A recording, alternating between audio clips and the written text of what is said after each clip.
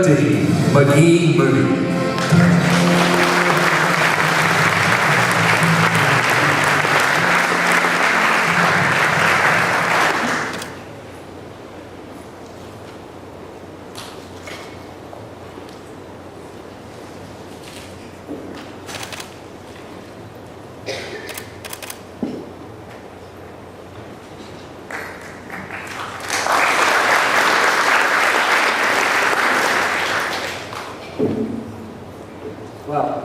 So I can start off by saying that this is a huge honor, but I can always leave it to my children to keep me humble as the first picture pops up there and I hear every child around me sitting at my table snickering and laughing.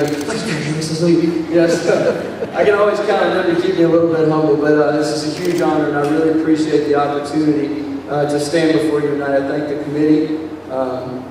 And again, I want to congratulate our fellow inductees here, enjoying this time with us tonight. Just a quick story to tell you kind of the big deal this is to me. I had a basketball goal in my yard growing up, and I had some great buddies who used to come over and play basketball all the time. And we would get out and we'd do the most crazy things you've ever seen, games of horse, all this kind of stuff. And so then it would come down to it, and we'd usually finish up the day and we'd do trick shots. And if I'm lying, I'm dying. Our scoring scale was a scale of 1 to Pat Madden. I'm not kidding. So that kind of tells you something. But congratulations to everybody being on it tonight. I've got a lot of folks that have put a lot of time into me growing up in order to get me to where my career is now.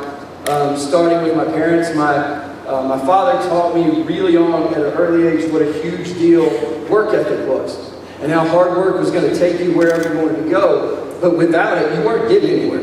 And so I watched my father, I watched my grandfathers.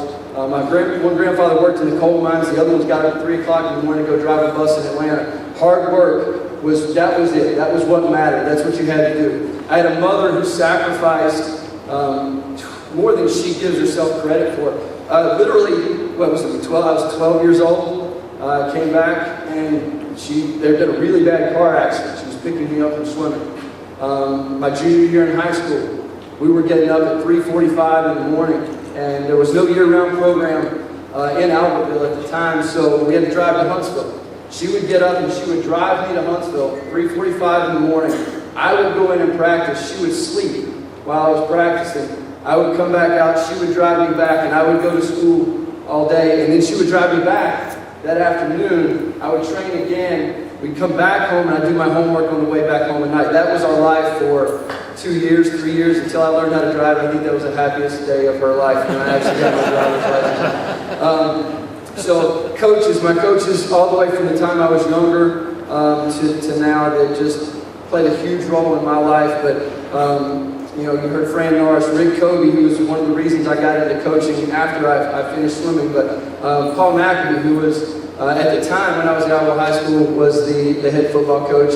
He knew nothing about swimming, and that was fine. He didn't need to. But I watched some of those coaches at Alva High School kind of put into action what my father and grandfathers had been pouring into me. And I remember Coach Mack told me one time, I had just come back from a swim meet, and he goes, "Well, how'd you do?" And I could have told him, and he wouldn't have known any different. But I said, I did okay. And he looked at me and he said, "You're all right with that?" And I said, "Well, no, sir, I guess I'm not." And he said, "Well, then you need to get back to work till we're not just okay anymore." And again, just taking you forward, keep pushing you forward in terms of your career. And I think my wife, who, she does more on a Thursday afternoon than I do in a month. If you watch her schedule running my 4 daughters around town on a Thursday, I know she somehow clones herself and makes it happen because it's incredible. But she sacrifices so much for my career. I'm on the road a lot, and I'm super appreciative of that. But I think all these people that I've mentioned have influenced me in different ways. But I think there's one thing that they have in common, that every one of them either instilled in me or still to this day encouraging me, is that they don't want to let me settle for mediocrity. They're whatever it takes for me to keep working harder, keep getting better, they're always behind me 100%. I can never thank them enough for that. And I think we as as not only inductees but Hall of Fame members, we have somewhat of a responsibility going forward because we live in a society today where we're slowly trying to devalue winning. You look at athletics, college athletics, things like that. Sports have changed from 20 years ago. One of the things that sports teaches us is the value of winning. One way you do that is by losing sometimes.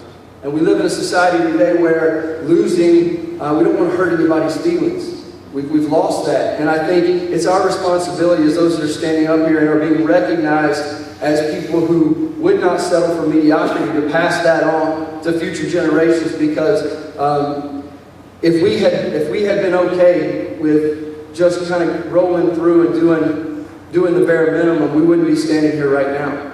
So I guess my challenge to you is to live in that top 1%. And these folks that are coming up behind us, let them know that, you know, it's okay to fail, it's okay to lose, because that's what makes winning so much better. One quick story, and then I'm going to step down because I know I got 5 minutes and he's going to come tackle me. So this past March, I had a young man who was racing for a national championship. We were in Atlanta, Georgia, and it was the mile, it was NCAA championships, and he was one of the favorites. He was one of the guys that we thought, you know, he could do this, he could win an NCAA title. I've never had a young man win an NCAA championship. And if you know anything about the mile, it takes about 14 minutes and 30 seconds to swim for the most elite level athlete, okay? Only 3 or 4 or 5 people have done that. We figured he was going to have to go 14:30 in order to win the national championship. He was on pace, and we had a very detailed plan laid out for him. He was supposed to kind of race controlled until about 800 yards and then go. We got a little nervous, and about 650 yards he decided to go. And at 1,350 yards, he was still a half a pool length ahead of everyone else in the field. But he was starting to get tired, and he was starting to fall off. And the other guys were starting to catch up. With 75 yards to go after 1,650 yards, he was still up by maybe 10, 11 yards. And his body, I watched as he slowly just started to fail. And this guy came up behind him, and after 14 and a half minutes, a young man from the University of Pennsylvania out-touched him by 12/100ths of a second. And what I will tell you is I sat there and I watched this young man hurt. You know, probably like he's never hurt before. But if you ever want to know if sports teaches lessons, he looks at me and he goes, "Coach, that will never happen again." So as we go forward, keep in mind the value of winning, the value of it being okay to fail. I tell my daughter all the time, it's okay to go stand out. Go stand out.